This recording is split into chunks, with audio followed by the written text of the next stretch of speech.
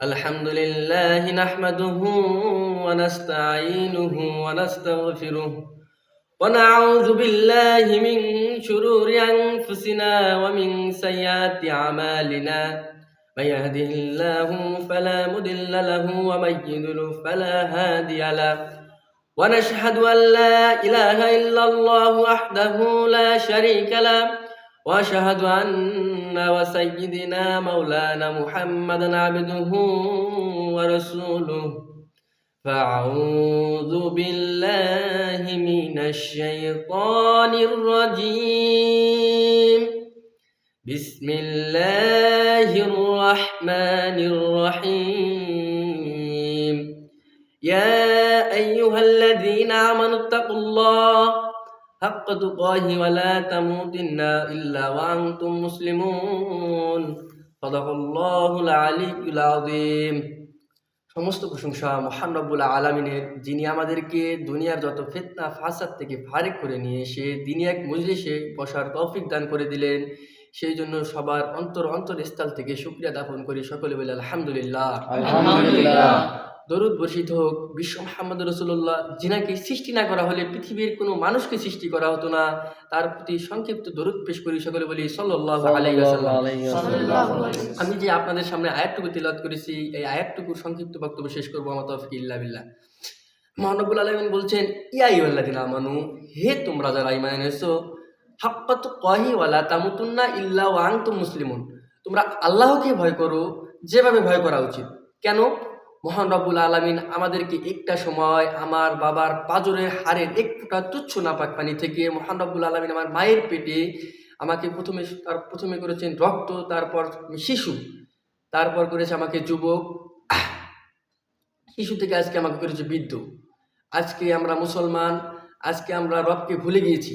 যে রব একটা সময় শিশু থেকে আস্তে আস্তে আমাকে যুবক করলেন, আমি যে আজকে নিঃশ্বাস নিচ্ছি সে নিঃশ্বাসটুকু দেওয়া ওনার। এই নিঃশ্বাসটুকু যদি রব আমার থেকে ছিনিয়ে নেয়, 24 ঘন্টার মধ্যে আমি ঘৃণাকৃত হয়ে যাব। আমার আদরের সন্তান, আমার আদরের বউ আমার দিকে তাকাবে না। যে আমি যার পাশে আমার জীবনের প্রতিটি সেকেন্ডে শ্রম দিয়ে আমি যার পিছনে আমি কাটাচ্ছি, সে আমার দিকে তাকাবে না। যদিও তাকায়, সে মাস্ক পরে তাকাবে। 24 ঘন্টার মধ্যে আমি ঘৃণাকৃত হয়ে যাব। আমার আদরের সন্তান আমাকে মাটি দিতে যাবে না, আমার আদরের সন্তান আমার দিকে তাকাতে যাবে না। ঠিক না? আজকে আমরা মুসলমান দিনের পথ থেকে সরে গেছি। আমরা বুঝি না আজকে সালাত কি। আজকে আমরা মুসলমান রবকে ভয় করি না। আল্লাহ তাআলা বলছেন, আফা হাসিবতুম আন্নামা খলাকনাকুম আবাসা ওয়া আন্নাকুম ইলাইনা তুরজাউন, হে মানুষ, তোমরা কি মনে করেছো তোমাদেরকে পৃথিবীতে এমনিতে পাঠানো হয়েছে, অথচ আমার কোনো লক্ষ্য নেই, আমার কোনো উদ্দেশ্য নেই, তোমাদেরকে তো আমার কাছে আবার ফিরে আসতে হবে। ওয়া ইন্নাকুম ইলাইনা তুরজাউন, তোমরা কি ভাবছো এটাই তোমাদের শেষ সময়?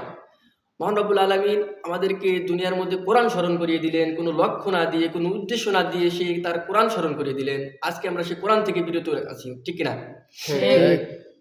মহান রব্বুল আলামিন বলছেন, তোমরা আসো দুনিয়ার থেকে, তোমরা ফারেক করে তোমরা আসো মসজিদের দিকে, তোমরা কল্যাণের দিকে আসো।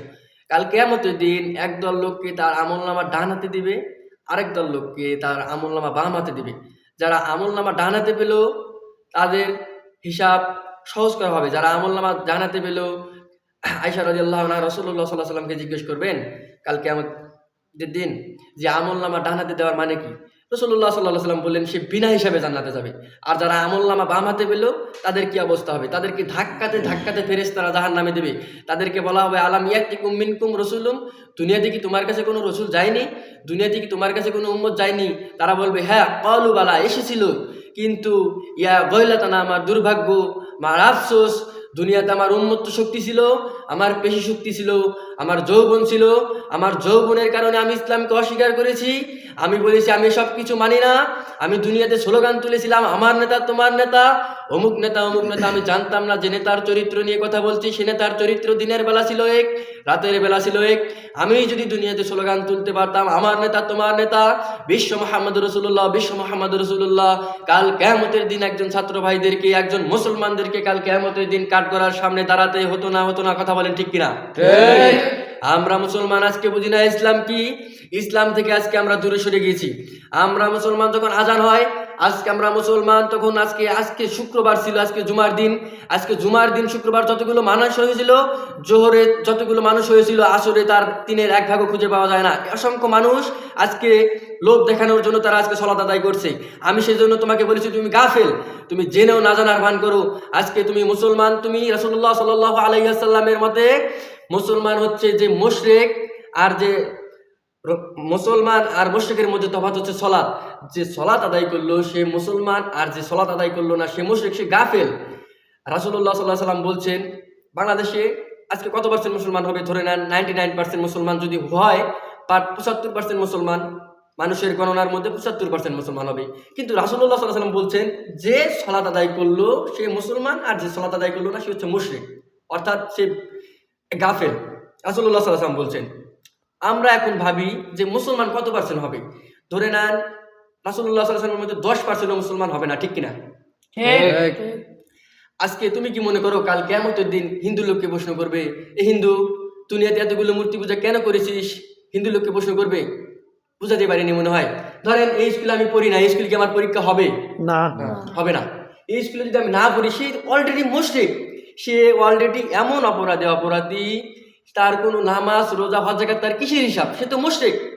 কালকে আমাদের দিন হিন্দু লোককে কোনো প্রশ্ন করা হবে না, কালকে আমাদের দিন প্রশ্ন করা হবে মুসলমানদেরকে। আজকে আমরা মুসলমান, কাল কিয়ামতের দিন মুসলমান যারা সালাত আদায় করেন এই দুনিয়াতে বেঁচে থাকতে, তাদের কিয়ামতের দিন হবে জাহান্নামের নিম্ন স্তরে, সর্বনিম্ন স্তরে তাদেরকে জায়গা দেওয়া হবে কাল কিয়ামতের দিন। এই জন্য আমি সবাইকে ক্ষুদ্রতা আহ্বান করব, আমরা দুনিয়ার মধ্যে মুসলমান হয়ে এসেছি, কাল কিয়ামতের দিন আমরা জান্নাতে সবাই একই থাকতে চাই, ঠিক কিনা? আমরা মুসলমান হয়ে এসেছি, কাল কিয়ামতের দিন আমাদেরকে মনে রাখতে হবে, কাল কিয়ামতের দিন আমাকে হিসাব তুলে ধরতে হবে আমার রবের সামনে, আমাকে হিসাব তুলে ধরতেই হবে। কাল কিয়ামতের দিন এমন কঠিন ভয়াবহ অবস্থা হবে, মাথার মস্তিষ্কগুলো নাক আর কানের ছিদ্র দিয়ে টপ টপ করে পড়তে থাকবে। রাসূলুল্লাহ সাল্লাল্লাহু আলাইহি ওয়াসাল্লাম ছাড়া কেউ সুপারিশ করতে পারবেন না কাল কিয়ামতের দিন। মহান রব্বুল আলামিন সেই কঠিন ভয়াবহ অবস্থা থেকে আমাদেরকে হেফাজত করুক, সকল বলি আল্লাহুম্মা আমিন।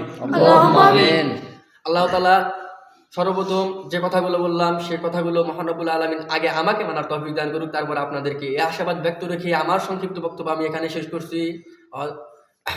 আসসালামু আলাইকুম ওয়া রাহমাতুল্লাহি ওয়া বারাকাতুহু। শেষ করুন।